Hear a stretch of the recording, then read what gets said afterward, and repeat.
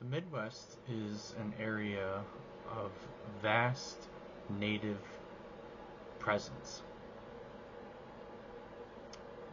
Throughout the region, trade was very prominent, especially the fur trade.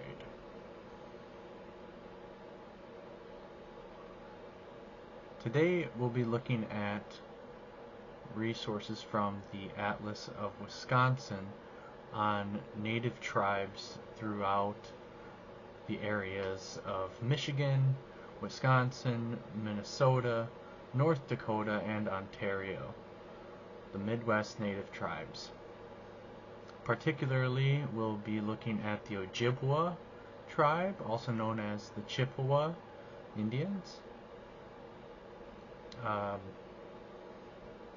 as well as the Potowatomi.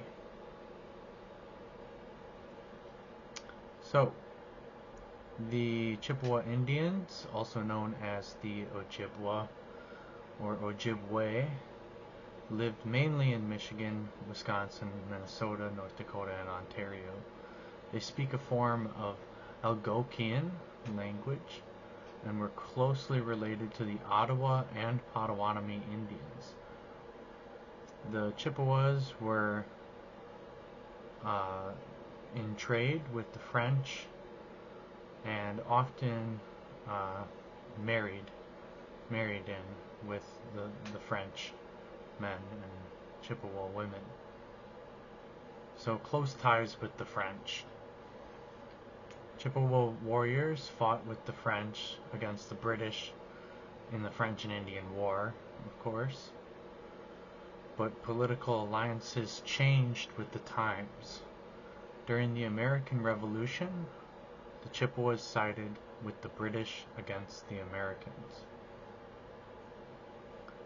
So here I have a picture of Native Americans inhabiting the Upper Peninsula, which would be the Ojibwe territory. A beautiful painting here, kind of highlighting the resourcefulness of natives and on the riverways here. So the Ojibwe were using improved fishing techniques, and as well as by the time of AD 100 had mastered fishing as well as the use of ceramics. So quite a lush culture. They gradually developed a way of life based on seasonal fishing, with the Chippewa Ojibwas still followed when they met the first Europeans settling to the area. Scattered fragments of stone tools and pottery marked the location of some of these prehistoric lakeshore encampments. Here are some of the prehistoric migratory bands as the Ojibwe traded in the fur trade with the French. So they moved according to seasonal subsistence economy. You had fishing in the summer, harvesting wild rice in the fall, hunting, trapping, and ice fishing in the winter, and tapping maple syrup, which is seen in the photo here, and spearfishing in the spring. Their main building material, wigwams, birch bark, could be transported anywhere, and to make a wigwam you used like a lodge. To make this lodge shelter would be a series of sticks and twine from the grasses. As you can see, the French style is with like the cloth. They have more of a cloth, but the wigwam is natural, all natural. Social organization was somewhat egalitarian, and women played a strong economic role in the society.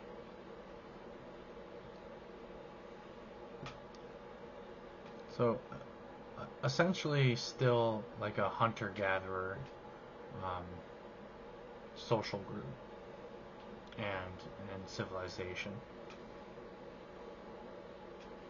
which I find very interesting. So if we compare this to the Potowatomi,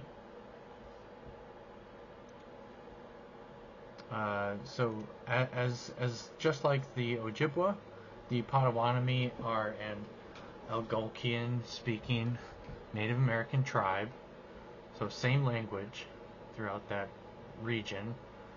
If we look back at the map, it kind of spreads down and into Lake Michigan. So same language, but what makes the Potawatomi a separate tribe of its own? Well, for one thing, like a religious belief. The Potawatomi were known as the keepers of the sacred fire, and have a complex history marked by forced migrations, treaty negotiations, and cultural resilience. Holding on to their culture was one key point that made the Potawatomi its own tribe. Today, the Potawatomi are recognized as federally recognized tribes in both the United States and Canada. So the original territory of the Potawatomi were part of the Great Lakes region and occupying and controlling almost 30 million acres.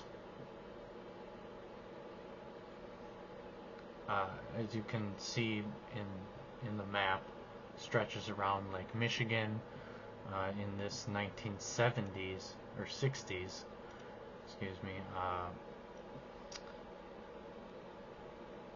drawing of the trade corridor. So, what treaties were made throughout the Potawatomi history? Numerous treaties were signed between the Potawatomi and the United States, gradually leading to the loss of more and more Potawatomi land. So unfortunate, very unfortunate for the tribe. However, the modern Potawatomi has a cultural preservation where the tribes actively work to preserve their language, tradition, and cultural heritage through various programs and initiatives.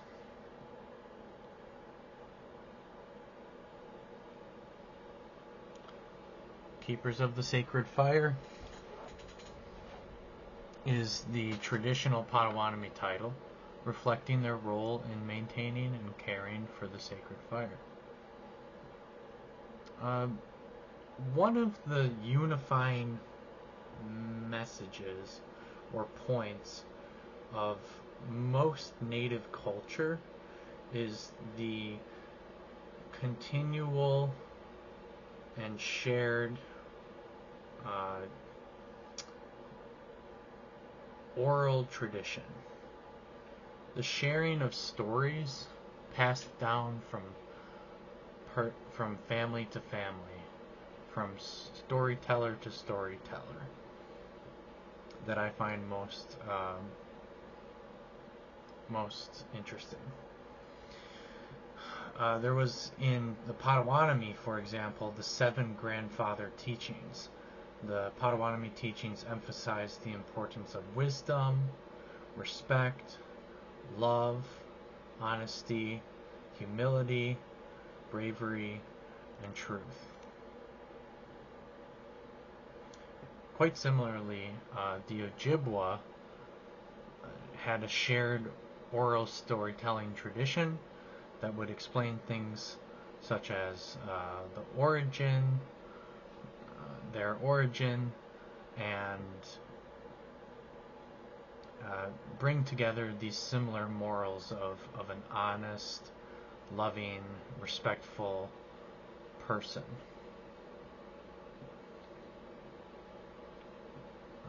Also, shared qualities such as strength. So, what happened with the Ojibwe migration? One thing that is noticed in this chart here from the Atlas of Wisconsin, once again, is that many Ojibwe eventually migrated westward and southward along river systems, confronting the Dakota, or Sioux, in bitter battles. They exchanged furs for firearms and other European implements. Many French fur traders married into and adopted Ojibwe culture.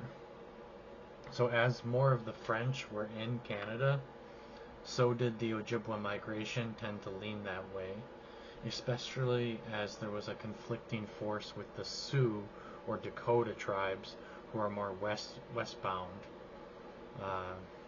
centered around today's North and South Dakota.